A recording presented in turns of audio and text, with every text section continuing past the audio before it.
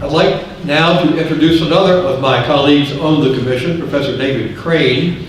David was appointed a professor of practice at Syracuse University College of Law in the summer of 2006.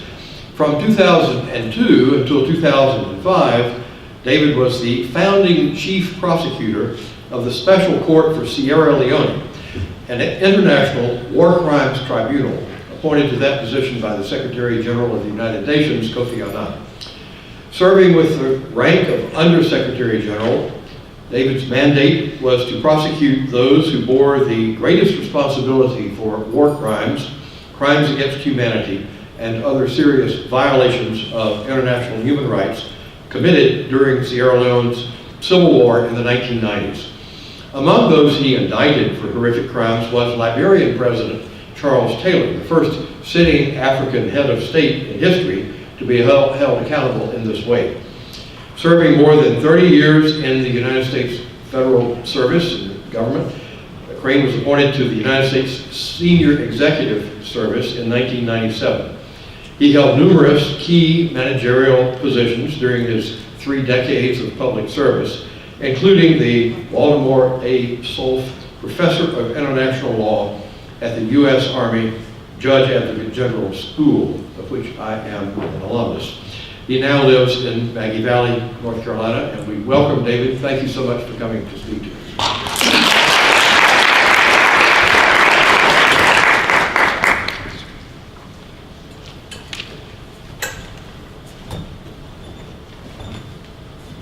I want to thank my good friend Larry and fellow commissioner warming the crowd up for me.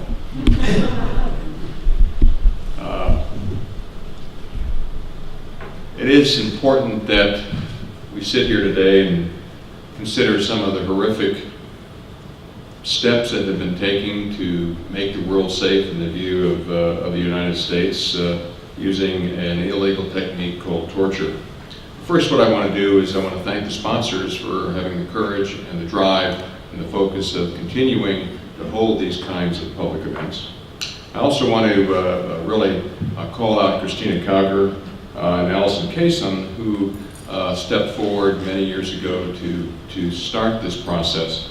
And one of the things that you will not know, but I invite all my current and former colleagues, the chief prosecutors of all the world's international courts and tribunals every year to the Chautauqua Institution to hold 2 days of talks. This is be our 13th year.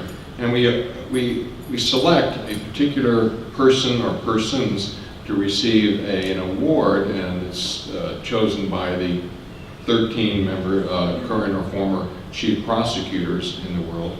And I just want to point out that Christina and Allison were given the Joshua Heinz Annual Humanitarian Award last year at that convocation. So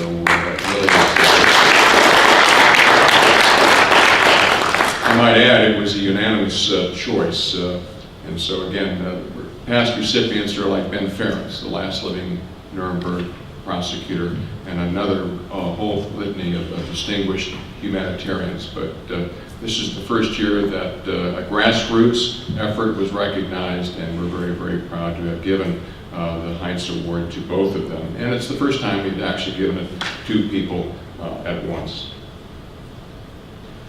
I'm going to throw a rhetorical question out. Did Osama bin Laden win? Just think about that as I talk a little bit contextually about all of this and what we've been discussing this afternoon. In my career, my last job was to oversee, on behalf of the Secretary of Defense and the 2 intelligence committees of the U.S. Congress, about 80% of the U.S. intelligence community, which mainly housed in the Department of Defense. Up until 9/11 and shortly after, I can look you all in the eye categorically, because it was part of my portfolio to ensure nothing like this happened within the intelligence community, that we did not torture, period. The reason why we did it so badly at first is because we didn't have anybody that knew how to do it. I recall prosecuting just after Operation Just Cause in Panama, where we jumped in and took out a narco-trafficker, the president of Panama, a special operations officer who had tortured a Panamanian for information. And that's the only that I can actually think of, the only time that we have a documented and prosecuted situation in my 30-year career. So I want to put that in context to show you how quickly we slid down the slope. Remember, I'm asking you this question: did Osama bin Laden win? The impact of 9/11 moved all of us. My comments here are not to degrade the horror of that day, but the impact of 9/11 we still feel today. And my colleagues have already very, very eloquently talked about that impact. But 9/11 caused a country that used the concept of the rule of law, that bright and shining city on the hill, to go dark. 9/11 caused us to lose our moral compass, and we have never recovered it. I recall back during the Vietnam era, where I began my public service as a platoon leader in the 101st Airborne Division. I was in training at Fort Benning. We used to call it the Benning School for Boys, paratrooper, ranger school, and all of those things. And I remember the trial of Lieutenant Callett in the My Lai massacre had just ended, and he was now appealing, but was now under house arrest. And my wife and I had just got married, and we were staying in officers' quarters, and his officer quarter was just down the street. I used to go out running during the weekends, and he would be sitting out back under house arrest. I waved to him. But again, this was one of the few times that the United States of America got caught committing war crimes. Have we committed war crimes before? Yes, of course. But this was the first time that the public actually digested the horror of that. War crimes, crimes against humanity, genocide, and aggression are all the international crimes. But for, well, let's see, 1969, this is now the 50th anniversary of the My Lai massacre. A young Major Colin Powell was one of the first 15-6, in other words, initial investigators of that particular event. But the United States finally admitted a couple of years after the event that we had done something horrific, and we actually began to prosecute those who committed these crimes. First time in our history that we had done so and admitted that we had committed war crimes. For the next 40 years, the United States created the DoD Law of War program, where we ensured that anybody coming into the armed services of the United States, that they would be trained in the laws of armed conflict, from officer to enlisted, that they would be trained yearly and before each deployment by a judge advocate, which is an Army lawyer, Marine lawyer, what have you, on the particular situation that they're deploying. We spent decades to try to pull away from the horror of the My Lai massacre. And then those planes went into the buildings. The chief law enforcement officer of the United States said that the Geneva Conventions were quaint. One of my friends, an operative in the CIA, stated that they'll have flies on their eyeballs. You may have heard of that. You also, and I remember sitting, in a rare thing, my wife was a senior in the Defense Intelligence Agency. We actually had dinner together one night, and this was just after the event of those terrible day in 9/11. And George Bush was quoted saying, "Dead or alive, I want Osama bin Laden." And I just turned to my wife and I said, "Our commander-in-chief just committed a war crime, because it's illegal to put a bounty on the head of anybody." 9/11 bred what we talked about, Guantanamo, Abu Ghraib, Basran, black sites, the aggressive war called the Iraqi War, we lost our moral compass. And then we kind of covered this all up by the madness of what we would call the war on terror. Now, when those damn planes went into those buildings, and my wife and I lost quite a few friends, when the plane went into the side of the Pentagon, the personnel section of the Defense Intelligence Agency disappeared. All of them. Just to kind of give you the context. And very American, very Texan, we had to do something. So our president inartfully declared war on terror. Now, for those of us who have been in the business, terror is a form of warfare.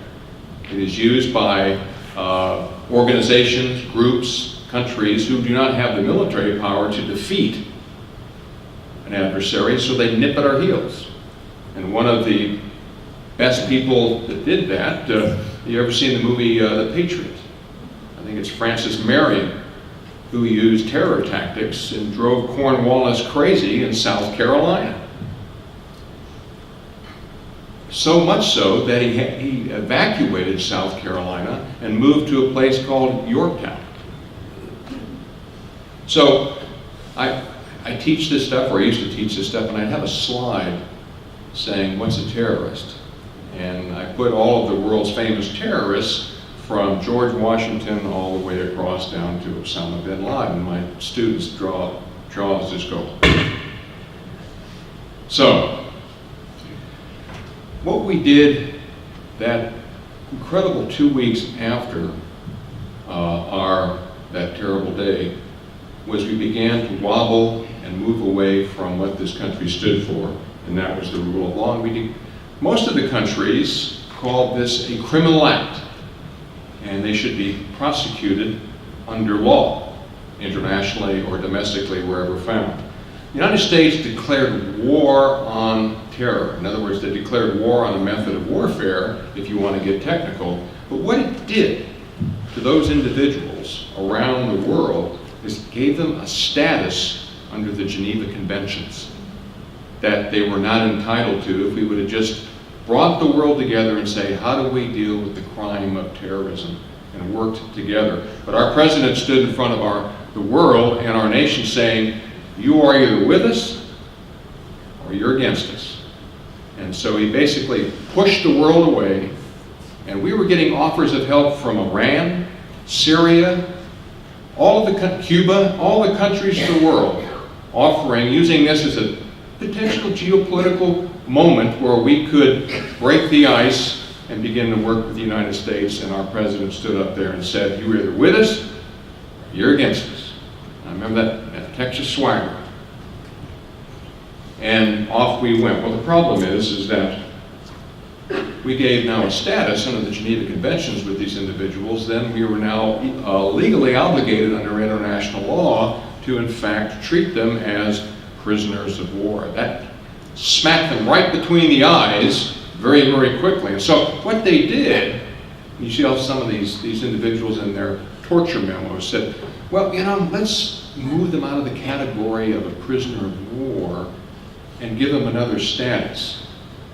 You're either a combatant, or you're an illegal combatant, or you're a prisoner of war.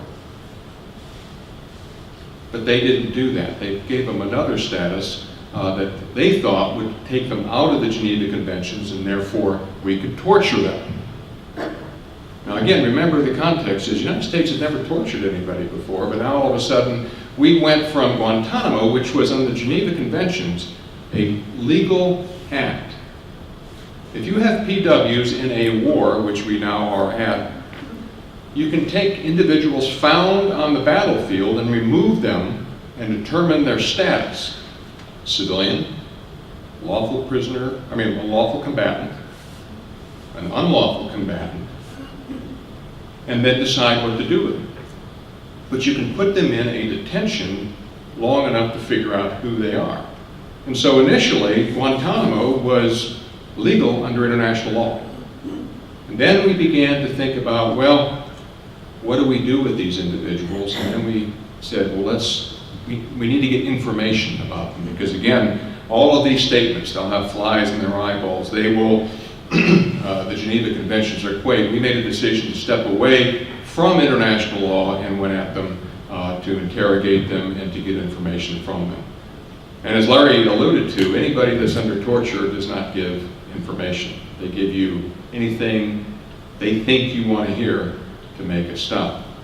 None of that data, none of that information was useful. We saw that in our commission. We've seen that, I've seen that actually, someone both as a senior intelligence officer, but also as a chief prosecutor, where I prosecuted individuals who were committing torture in West Africa. Horrific, horrific scenes. So torture does not work, it never has, and it never will. But we have techniques to get that information, and it will be reliable information. If I want information from you, I will spot, assess, and introduce myself to you, and I'll become your friend. And we'll sit down and have coffee, and I will get all the information I need from you. I went to school to learn how to do that, and I was given high marks for that ability.